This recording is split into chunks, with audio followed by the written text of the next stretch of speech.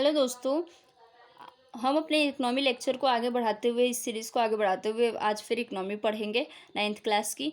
जैसे कि इसके पहले वाले लेक्चर में हमने गरीबी क्या होती है, गरीबी फिर क्यों होती है, इंडिया में गरीबी के कौन कौन से फैक्टर हैं, हम लोग गरीबी से कैसे निपट सकते हैं, इन सारी चीज़ों को कवर किया। वैसे ही आज हम उन इंडेक्स को कवर करेंगे जिसके थ्रू हम समझ सकते हैं कि गरीबी को हम कैसे नापते हैं इंडिया में। जैसे सबसे पहले हम इसमें देखेंगे निरक्षरता का दर। निरक्षरता मतलब होता है अशिक्षा का दर। अगर किसी कंट्री में अशिक्षा ज़्यादा है, लोग ज़्यादा अशिक्षित है, तो वहाँ गरीबी मानी जाती है। कुपोषण के कारण रोग, जहाँ भी कुपोषण का मतलब हुआ कि भोजन अच्छे से नहीं मिलना या वो सारी मिनरल्स प्रोटीन चीज़ें नहीं मिलना बच्चों को, जिससे कि वो कुपोषित हो जाते हैं, तो उनके कारण जो भी बीमारी होती है तो उस दर को भी हम लोग गरीबी में देखते हैं। तीसरा है स्वास्थ्य सेवाओं की कमी, जहाँ मेडिकल सुविधाएं अच्छे से नहीं मिले, उसको भी हम गरीबी में, गरीब कंट्री में कंसिडर करते हैं। उसके बाद है रोजगार के अवसरों की कमी, जहाँ रोजगार लोगों को नहीं मिलता है वहाँ गरीबी बढ़नी ही है। रोजगार नहीं होगा तो पैसा नहीं होगा, पैसा नहीं होगा तो गरीबी बढ़ेगी। पांचवा सुरक्षित पेयजल एवं स्वच्छता। जब लोगों को अच्छे से पानी पीने के लिए पानी नहीं मिलेगा, स्वच्छ जीवन नहीं होगा, तो हम उसको, उस कंट्री को भी गरीब कंट्री ही कहेंगे। फिर सामाजिक सूचक, असुरक्षा, सामाजिक अपवर्जन और असुरक्षित समूह, इन तीनों को हम बहुत अच्छे से पढ़ेंगे, क्योंकि इन सारी चीज़ों में बहुत अच्छे से पढ़ने के लिए कुछ नहीं, यहाँ पर आराम से समझ सकते हैं। लेकिन सामाजिक सूचक, असुरक्षा, सामाजिक अपवर्जन, असुरक्षित समूह, ये सारी चीज़ें हैं जिस पे थोड़ा फोकस किया जा सकता है। और वर्तमान में गरीबी को मापने के लिए इन सारे इंडेक्स का ज़्यादा इस्तेमाल किया जा रहा है। इन सारे इंडेक्स को ज़्यादा अच्छे से इस्तेमाल किया जा रहा है और इन सारे इंडेक्स के थ्रू ही हम गरीबी को माप रहे हैं। तो इन सारे इंडेक्स को हम पढ़ते हैं और समझते हैं। सबसे पहले हम असुरक्षित समूह को कवर करेंगे। असुरक्षित समूह का मतलब क्या होता है? देखिए, इसको दो पार्ट में डिवाइड करते हैं। एक तो सामाजिक, जो जाति के हिसाब से डिवाइड होते हैं, और दूसरा होता है आर्थिक, जिनमें जाति नहीं देखते, हम लोग पैसा और इनकम की बात करते हैं। तो जो सामाजिक समूह है और एक आर्थिक समूह है। सामाजिक समूह में होता ही है कि निर्धनता के प्रति सबसे असुरक्षित समूह।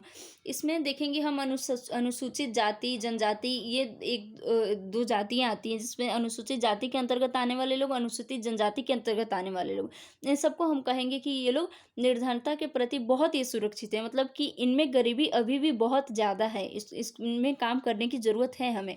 अनुसूचित जनजाति में 100 में से 43 लोग अभी भी गरीब हैं। मतलब 100 में से 43 लोग ऐसे हैं जो अभी भी अपनी मूल आवश्यकताओं को पूरी नहीं कर पाते। इन्हें अभी भी अपनी मूल आवश्यकताओं को पूरी करने में बहुत स्ट्रगल करना पड़ता है। तो अनुसूचित जाति जनजाति ये एक ऐसा समूह है जिसके लिए हमें भी काम करना चाहिए। गवर्नमेंट भी काम कर ही रही है ताकि इन्हें आगे बढ़ाया जा सके, मुख्य धारा में लाया जा सके। इसके बाद देखेंगे कि इंडिया में अनुसूचित जातियां में 29% गरीबी है। मतलब 100 अगर अनुसूचित जाति को आप लेंगे तो उसमें से 29% लोग अभी भी बहुत गरीब हैं। तो इस पे काम करने की हमें बहुत ज़्यादा ज़रूरत है। असुरक्षित समूह में दूसरा वर्ग जो आता है, ये होता है आर्थिक रूप से कमज़ोर लोग। आर्थिक रूप से इसमें होता है जो ग्रामीण कृषि श्रमिक लोग होते हैं, परिवार के लोग, जो नगरीय अनियमित मजदूर होते हैं, जिनको रोज़ मजदूरी नहीं मिलती, किसी दिन मिलती है किसी दिन नहीं मिलती, इन लोगों को देखेंगे। इसमें ग्रामीण कृषक वर्ग को भी हम लोग शामिल करते हैं, जिसके पास खेत नहीं है, वो लोगों के खेत में मजदूरी करते हैं, तो और उन्हें वो मजदूरी भी नियमित रूप से नहीं मिलती। तो ये लोग सर्वाधिक सुरक्षित समूह में आते हैं, जिसमें से नगरीय क्षेत्र में अनियमित मजदूर 34% होते हैं। मतलब कि अगर 100 मजदूर है तो उसमें 34% मजदूर ऐसे हैं जिनको रोज़गार नहीं मिलता, जिसकी वजह से इनमें गरीबी बहुत अधिक रहती है। दूसरा एक कृषि श्रमिक, ये भी 34% ही है। गांव के लोग, मैंने आपसे कहा ना कि इनको, ये लोगों के खेत में खेती करते हैं और उसमें भी इनको रोज़ खेती करना ही मिलता है, क्योंकि एक अच्छा खासा मंथ जाता है जिसमें आप खेती नहीं करते हो, आपको खेती रोकनी पड़ती है, क्योंकि जब तक फसल कटेगा नहीं तब तक आप आगे की फसल बोओगे नहीं। तो असुरक्षित समूह में हमने इन लोगों को देखा। इसके बाद हम देखेंगे सामाजिक अपवर्जन। सामाजिक अपवर्जन में हम कुछ इंडेक्स को देखते हैं, जैसे कि हम उन लोगों को कंसिडर करते हैं जिन लोगों को अच्छा वातावरण नहीं मिलता। अच्छा वातावरण जिसमें साफ, हमने पीछे भी पढ़ा था, शुद्ध पेयजल होना चाहिए, स्वच्छता होनी चाहिए। तो उन लोगों को, जिन लोगों को अच्छा वातावरण नहीं मिलता। संपन्न लोगों की सामाजिक क्षमता से अपवर्जन, जैसे कि मान लेते हैं एक वर्ग बहुत ही अमीर है और एक वर्ग बहुत ही गरीब है, तो वहाँ थोड़ी सी असुरक्षा आ जाती है। वहाँ लोग एक दूसरे के साथ उठना बैठना पसंद नहीं करते, लोग एक दूसरे के साथ रहना पसंद नहीं करते हैं। तीसरा, निर्धनों को बेहतर माहौल चाहिए। सामाजिक अपवर्जन के अंदर हम अगर देखते हैं कि निर्धन जो लोग होते हैं उनको हम लोग एक बेहतर माहौल नहीं दे पाते हैं।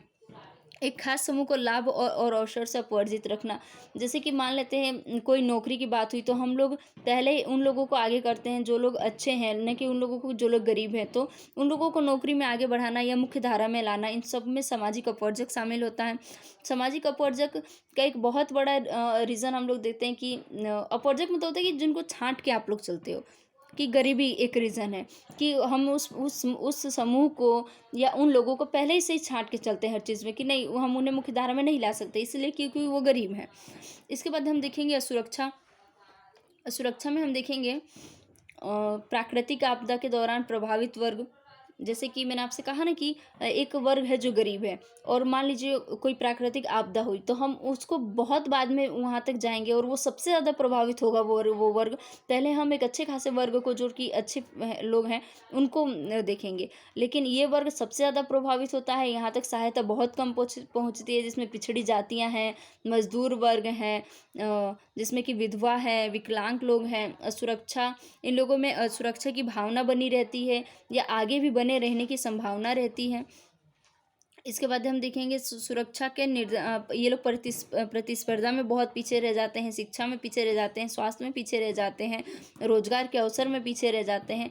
तो इस तरह हमने देखा कि ये सारे इंडेक्स के थ्रू, जिसमें कि सामाजिक अपवर्जन था, असुरक्षा था, असुरक्षित एक समूह था, और बाकी सारी चीज़ें हमने पीछे पड़ी।